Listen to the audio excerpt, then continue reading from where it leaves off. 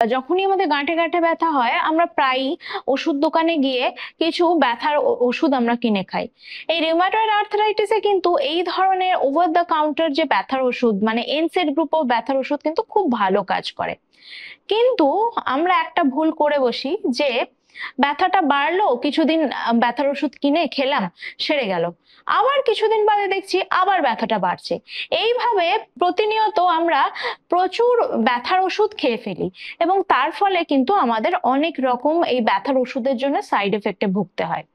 যদিও রিউমাটয়েড আর্থ্রাইটিসের প্রথম first line of treatment এই এনসেড গ্রুপ অফ ব্যথার ওষুধ, কিন্তু তাও এটা নিয়মিত কন্টিনিউয়াস অনেকদিন ধরে খাওয়া একদমই উচিত নয়। এখন আরো অনেক অত্যাধুনিক ট্রিটমেন্ট বেরিয়ে গেছে, যেমন ধরুন ডিমার্ট গ্রুপ অফ ওষুধ, যেখানে আমরা মিথোট্রিক্সেট বা সালফাসালাজিন গ্রুপ অফ ওষুধ আমরা দিয়ে থাকি। এছাড়াও ধরুন আপনার আরো নতুন পদ্ধতিতে জ্যাক ইনহিবিটর বা এখন আরো নতুন হলো মনোক্লোনাল অ্যান্টিবডি। যদিও বা এই মনোক্লোনাল অ্যান্টিবডি একটু খরচ সাপেক্ষ ট্রিটমেন্ট, বাট এটা যদি খুব তাড়াতাড়ি এই রিউমাটয়েড আর্থ্রাইটিসটা ডায়াগনোসিস করা যায় এবং এই ধরনের ওষুধপত্র স্টার্ট করা যায়, তাহলে কিন্তু আমরা অনেকটাই হাড় ক্ষয় আটকাতে পারি এবং একটা পেশেন্টকে সুস্থ স্বাভাবিক জীবন ফিরিয়ে দিতে পারি। যদি গাঁঠে গাঁঠে ব্যথা হয়, সবসময় আমাদের দেখতে হবে যে সেটা কি কারণে হচ্ছে।